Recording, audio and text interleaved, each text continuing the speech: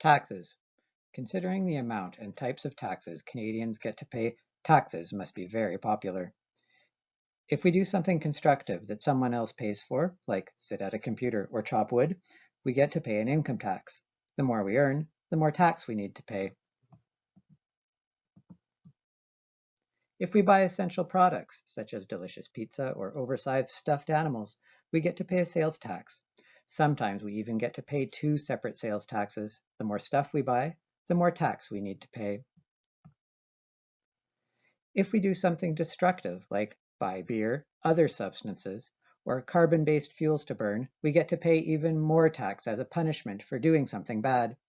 Please note that no actual carbon-based fuel was directly burned during the preparation of this presentation. Sometimes, even if we try to do something fun, like visit a national park or other public facility, we get to pay a user fee, which some consider to be just another type of tax. Everywhere we turn, there seems to be another cost to pay. On top of all these regular taxes, we get to pay even more when we buy something that can be recycled, like lubricating oil, antifreeze, or electronics from a reputable business.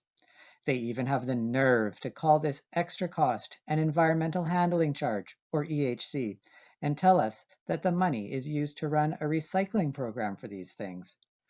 But the EHC is really just another tax, right? Taxes, just like EHCs, cost me money, and I have no input as to how they are spent. Plus, they are both annoying. EHCs are just another tax grab. But wait, are they really a tax? Taxes have many characteristics, but let's just focus on a few. Taxes are levied by the government, in our case the province of Saskatchewan, and the country of Canada levy income and sales taxes. The government gets to determine how much tax we pay. EHCs are actually determined by industry. Producers and manufacturers get to decide how much the EHC is so that they can cover the cost of recycling and end-of-life management for their products. The government only says that there needs to be a recycling program, not how to fund it or run it. Taxes, of course, need to be collected. It is the law to pay taxes. Tax collectors have been around for millennia, and they take their job very seriously. There is no such law that industry has to charge an EHC. In fact, each industry member could choose to bury the EHC in the product price.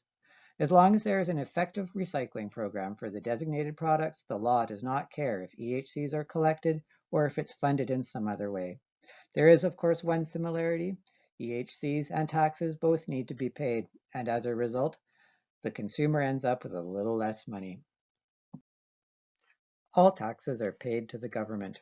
EHCs are not paid to the government. They are collected by industry voluntarily and used to pay for recycling and end-of-life management programs.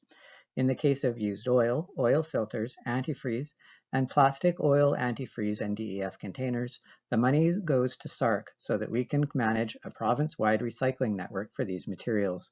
No money from the EHCs goes to government.